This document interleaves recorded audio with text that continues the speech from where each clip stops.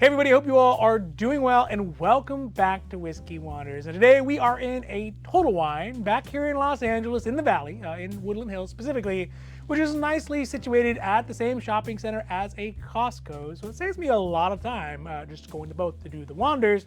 But we can see a very good selection of whiskeys that really only sort of kind of like poke their head out of the ground like prairie dogs a couple times of the year. And if you miss them, then you end up missing them. So things like my personal favorite, the Lagavulin 12, in this case the 2023 Diageo Special, as well as the 2023 Yellowstone Limited Edition that is finished very interesting with kind of an odd barrel.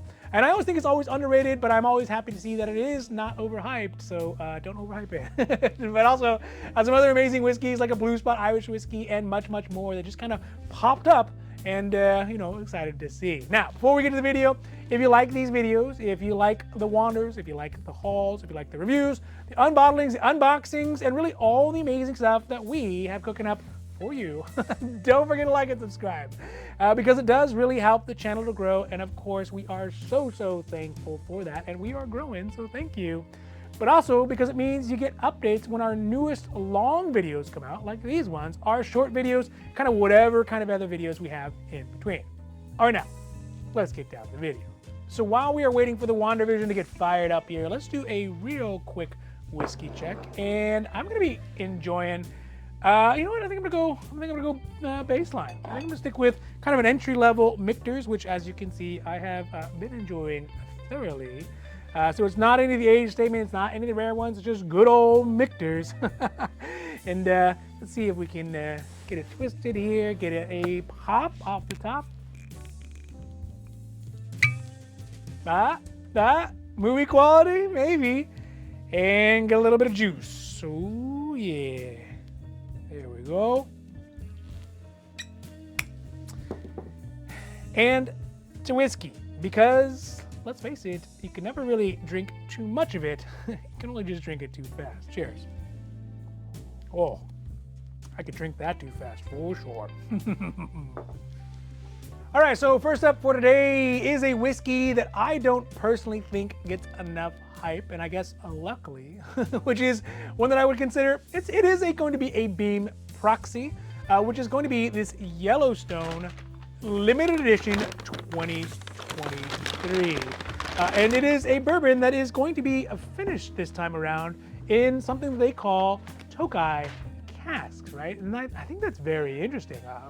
Yeah. Look, I know right now it is all the rage to finish whiskeys in an increasingly wide range of casks. Sure, there are Scotch that have been doing it for a long time, but it starts to be seeming to bleed into the bourbon world right now. Maybe just in pursuit of some sort of edge over the industry that tends to be dominated by some behemoths like the Buffalo Trace or the Jim Beams.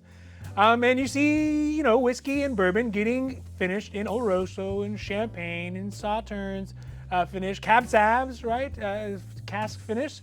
So it does seem like the circle of casks that are being used to finish bourbons is getting bigger and bigger, despite bourbon flavors palate not really being easily swayed by finishing cask. So I do kind of feel like this finishing craze in bourbons, which I like. Don't get me wrong, I like them. I do feel like it's sort of in a vain attempt to be avant-garde. And it seems to be the same with the Yellowstone Limited Edition in these Tokai casks. Now, the question is, what is a Tokai? What are Tokai? Who are the Tokai? Why do someone Tokai? I'm glad you asked. Tokai is a sweet white wine from the Kingdom of Hungary, which is not that time between 11 a.m. and right before lunch. Dad jokes, yeah? But it is a region in Eastern Europe that has been producing these types of sweet wines from grapes afflicted with noble rot, which makes them extra sweet. And this year, the limited edition out of Yellowstone, created by master distiller Stephen B. Beam, yes, from that Beam. And I mean, I bet you the B in his middle name probably stands for Booker's, just saying. But he decided to finish their already delicious bourbon, because we have some of the other ones, both the 21 and the 22. And I've only tried the 22, as you can see, that one is open. But it is delicious. I do thoroughly like it for sure.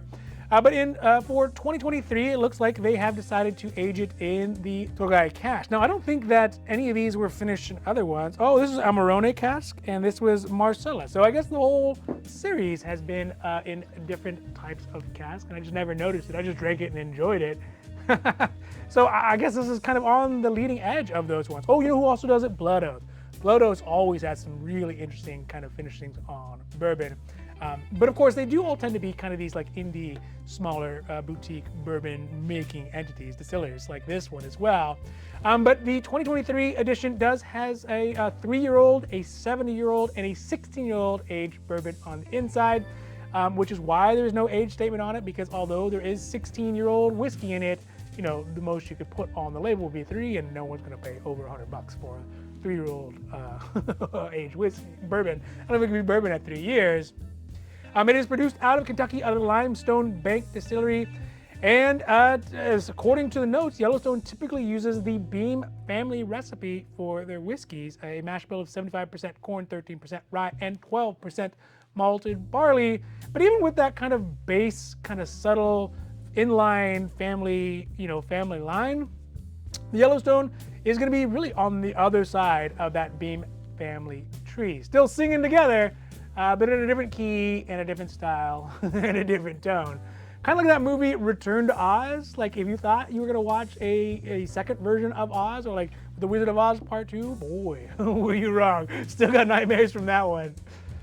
Now the price on here that we see at Total Wine is at $139.99, which I think is a reasonably good price. It's not going to be the lowest you could find it at. I found our local whiskey mongers selling it for $129.99. So that means that picking it up here, we paid a little bit over by $10 what we would have paid there, or 7.14%, which, it is some money, and that's fair, and I'm not too sad about it, but we could have got it cheaper somewhere else. But it wasn't, we'd have to drive over there and get it. ABV on this one is going to be a bit underwhelming for a bourbon, at least for my personal taste, especially for a bourbon that is over $100 price tag at 101 proof, or 50.5%. But again, I think that maybe it makes sense for these limited editions to have an ABV that is not super overweighted as a result of the finishing that they do them in. In this case, the Tokai, it is a light, sweet flavor that probably wouldn't barely be able to poke through the standard bold bourbon flavors that are overbearing right now. It would only be made worse, by a much, much higher ABV kind of stepping in between there.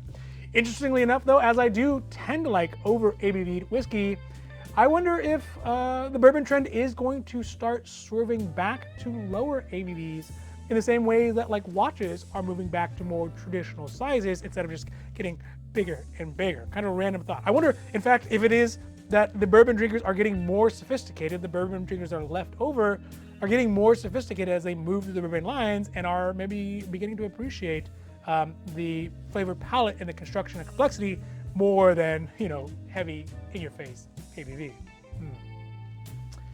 Tasting notes I could find on the Yellowstone LE 2023, because I have not yet opened this one up, mention a pretty interesting medley that is not often found in bourbons. Things like grass, burnt orange, walnut, dry toast. Ooh, that sounds good.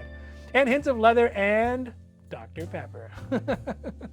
Man, that sounds pretty good.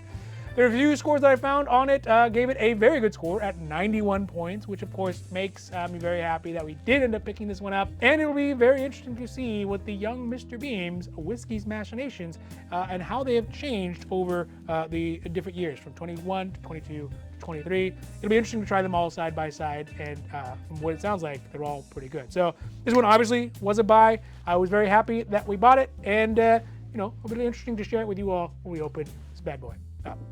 Now, last up for today is a whiskey that I always have had a soft spot in my heart. Not always, because I didn't start drinking to the legal age or whatever, but at that point, first trying it and getting my whiskey sea legs under me, is a whiskey that was introduced to me to understand the deliciousness, the amazingly good taste of what it would be like if you ate a burnt barbecued elephant seal smoking a cigar, which is going to be this Lagavulin. But this one is no normal, mundane Lagavulin 16, but rather it is the 2023 Diageo Special, where they drop that age down from 16 years old to 12 years old and boost the ABV way over that 43% average that they usually put it at, to a much, much higher ABV. And in fact, we had gotten it in the previous couple of years. So this one is the, actually the years I don't think are on them. 2021, and this one is 2022. So let's face it, I'm gonna pick up the 2023 at some point. It's gonna happen. And although it did not happen in this case, it's gonna happen. But the interesting thing about this one is the fact that they have finished it off in Don Julio Añejo tequila cask. So right off the bat, like again, I love a Lagavulin the way it is, and I also enjoy tequila. I really enjoy tequila to a lesser degree than I enjoy Scotch and bourbon, but I do enjoy tequila. And tequila, again, is getting to that point of maturation in the market that you really start to see some interesting, delicious, creative, avant-garde, complex tequilas that are coming out, not to mention considerably more expensive, and also, you know, more accessible to us Americans. But this one, it definitely feels like a pretty blatant money grab by Diageo. So I think it's interesting, but it is a money grab. Just doing like a consumer mass saying, you know what, lots of people are buying tequila. In fact, tequila is kind of taking up a lot of the counter space that whiskey had done in the last couple of years. So you know what we should do is we should just make whiskey and combine it with tequila, and presto changeo, people buy it. And you know what? They're probably right. Gonna steal some of those tequila voters over from the whiskey side, and I'm all for it. But I don't know. It just feels kind of cheesy. Now that being said, I love the idea of mixing these two. Finishing something like a bourbon in the Tokai is interesting, or the Oloroso, or the Cab Sav cask, or things like that. But tequila, I think, is amazing, and it would be probably not that good with a bourbon. The tastes are just too far off. But with the Lagavulin 12 specifically, and also its typical kind of like green vegetableness, the tequila kind of almost like metallic-y, green, planty flavor, I think is going to go really amazingly well together. Now, needless to say, I was excited to see this one because I like it every year that it comes out. But the thing that I was not excited to see about the Lagavulin 12 is the price at $169.99. Woo! That is spicy. Salute, right? Especially because we got the 2021 for $129.99. We got the 2022 for $149.99. And so that's a big, actually, you know what? That's about right. That is the increase that it should be at $169.99. It fits the pattern, but still, things are starting to get very, very pricey. That's my point. Now, I have not yet seen this one at Costco because it does sometimes pop up there. And I imagine it'll be slightly less, maybe 5-10% less. But in this case, it is a $20 increase from the previous year, from 2022, at 11.77% increase. And look, I'm not surprised, right? A supersized, massive corporation like Diageo, only thing about profits, clutch the pearls, right? Especially after losing that thing with Sean Puffy Combs. But man, don't take it out on the whiskey drinkers, Diageo. You can just raise the prices on the tequila or on the vodka, right? Anyways, I think one of the most appealing aspects of the Lagavulin 12 is, of course, going to be the ABV on it, which is at a extremely healthy 56.4% or 112.8 proof, which I've always said, look, I always said the standard Lagavulin at 43% could use a little bit of a lift, but I'm not saying 56.4% is the right number. I don't think that is, but it does pair well with the lower age statement, the youthful exuberance, and a little bit higher ABV and spiciness, I think is probably going to be great together. Tasting notes on it for the 2023 year mention things like green chili peppers, a sharpness to it, as well as green, as far as not ripe enough salted peanuts. So almost like they weren't fully ripe, but they got salted anyways. Agave and herbal smoke. So the review scores I could find on it gave it 88 points out of 100 on average. I think that's interesting. That when I look at the average scores from previous years for the 12 Lagavulin, it seems to be that there is going to be, or that there is right now, a pretty consistent downward trend. The ones that I saw and the ones that I've tried have all been good, but on average, it looks like the whiskey drinking commentariat seems to be feeling that the scores are going down. And my suspicion is that not that the whiskey is getting less good. I don't think that is the case. I think that the ratio of goodness to the price is starting to weigh very heavy on the price side. So that's just my suspicion that as the price goes up, the quality and value of the whiskey in comparison to the price is going to put it in a situation where the ratings kind of bring it down. So yeah, eventually, again, I will pick this one up. This one was a pass at the Total Wine there in Woodland Hills, but I mean, it's only a matter of time. I'm gonna end up picking this one up too, but only because I think I could probably get it a little bit less if I could find it on a Costco or on our future trip here, which we're gonna do a wander when we were back in Europe and pay a little bit less for it. So that was the Lagavulin 2023 Diageo Special Edition. All right, so that's it for today's Whiskey Wanders. And I really hope that you enjoyed this video. And in fact, I hope that you enjoy all of our videos, whether it is the wanders or the hauls or the reviews or the unbottlings, the unboxings, and really all the amazing stuff that we have cooking up for you. And we got lots of great stuff cooking up for you. And if you did, please don't forget to like and subscribe because it does really help the channel grow. And again, we are so thankful for that. But also because it means that you get notifications when our newest long video formats come out, when our newest short videos come out, and really kind of all of our videos anywhere in between. Now, just remember, if you do find a whiskey that you love, just buy it. Because if you don't, somebody else surely will. And in this case, it might even be me. All right, everybody, have a great rest of your week. I'm out and adios.